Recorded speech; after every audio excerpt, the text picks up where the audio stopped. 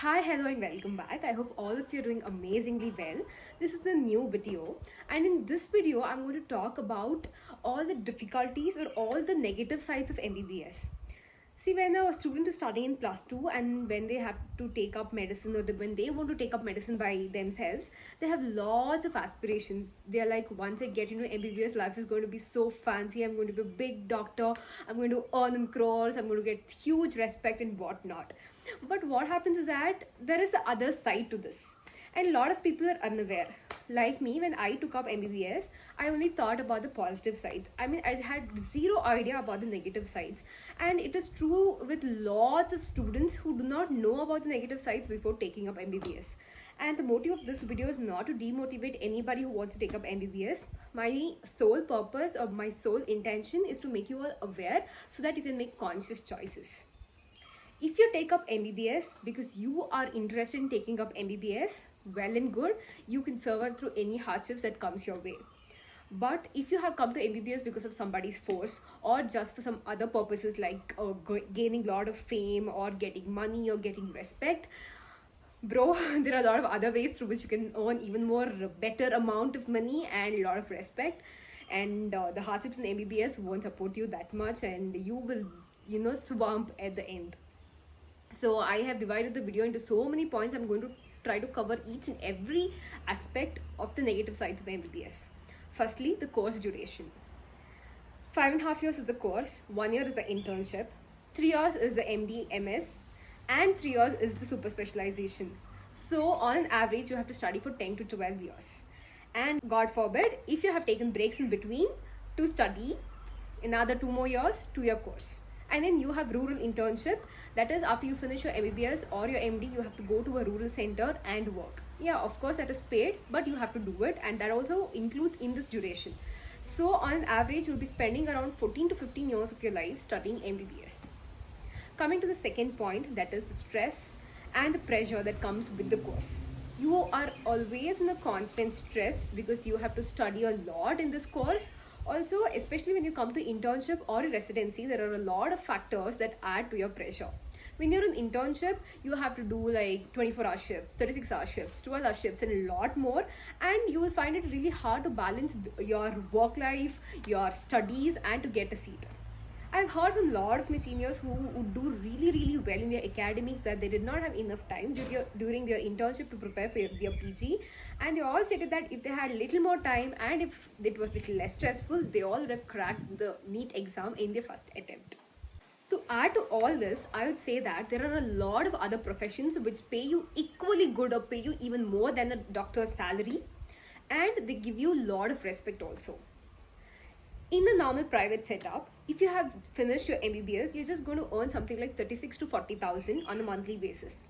And if you're working for government, you will be earning somewhere around 60 to 80,000 on a monthly basis. After you've finished MD, you will be earning around 1 lakh per month. And if you compare this with an engineer salary who is as meritorious as you and you could have taken their seat or that seat, you would be earning something like 20 to 25 lakhs per annum as your annual package right from the beginning. So I think if you're somebody who wants to come to MBBS just for money, MBBS is not that course.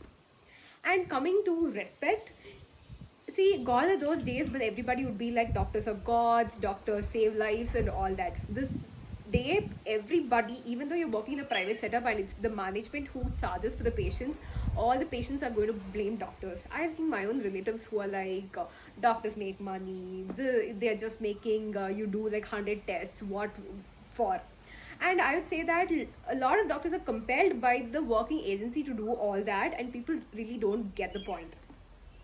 And coming to the next thing, MBBS is not that fancy as it sounds.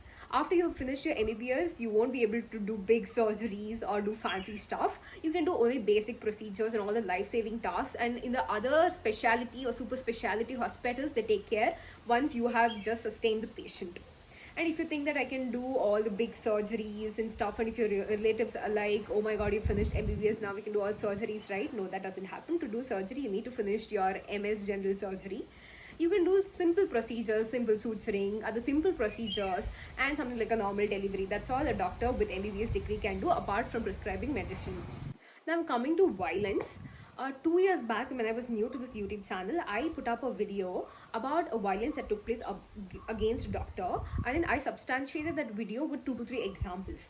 And a lot of doctors supported me, but there are a lot of other people in other professions who condemn me, telling that no, the doctors weren't right in those cases.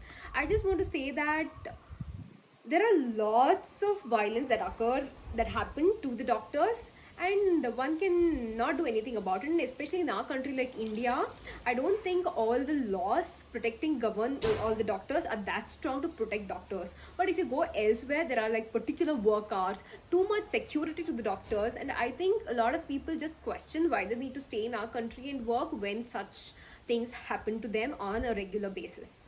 One of the most important things that I want to talk about today is the commercialization of medicine that has happened over the years. In 1980, all these laws pertaining to opening the medical colleges became so liberal that the number of medical colleges, especially the private medical colleges, increased like up to 20 folds. Now, what is the problem with this? If you take the fees of a government medical college and a private medical college, in government medical colleges there are only government seats and the fees is pretty decent. But when you come to a private medical college, the fee for the government seat is also double than that of the private college, of the government college. Also, you'll have to pay extra miscellaneous fees, and this is there in all the colleges. But this is not where it all sounds funny. The funniest part is that every year the fee increases by around 15 to 20% or at least 10%. Okay, so if you take something like 5 years back when we joined as first year students, if the fees for a management quota was something around 1 crore to 1.2 crore, now you won't believe me, it is around 2 crores. And it is a growing business. So very sorry to say this, but being in this field, it really hurts to see that our course is being commercialized so much and people are making so much money. And if doctor's salary was also increasing, in equal ratio, I wouldn't comment on this much, but it isn't the case. Coming to other less touched topics, ragging. I think if I take the example of how ragging would have been some 20 years back when my parents were studying, like 30 years back, and now I can just compare both and say it is like nil. But if you take certain government colleges, especially in the north, ragging is still a great issue, and seniors just drag their juniors, and it has been something like a hierarchy. They have been ragged by the seniors and they're just continuing it. And I think to stop this, I think everybody should just question their own conscience and think that why we are doing this and what is going wrong. And coming to the fact that why a lot of students keep quiet even though they are ragged, it is just because they feel like they'll be left over if they complain, and they fear that your seniors won't teach them anything much if they go against their seniors. I think this is one of the hopeless places in MBBS to be in. The other less touched topic is nothing but the depression and the mental trauma that a lot of medicos go through. Recently, I came across an article which said that 1 in every 5 medico think about quitting their course at some point or the other because of the stress. Also, a lot of suicides. I mean, the number of suicides is not that less compared to other courses just because of the stress factor. 2 years back, when we were in our second year, there was a case where a student from a government college in Karnataka committed suicide after he gave his second year exam.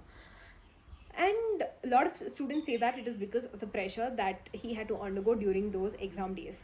And all the exams are back to back. Okay, when you take a normal course like BCom or BBM, where for each semester they have exams and they have 2 to 3 days of gap in between, and for a course like MBBS where you have to revise this much and you have no gaps or just 1 day gap in between exams, and during your practicals especially you don't have gaps.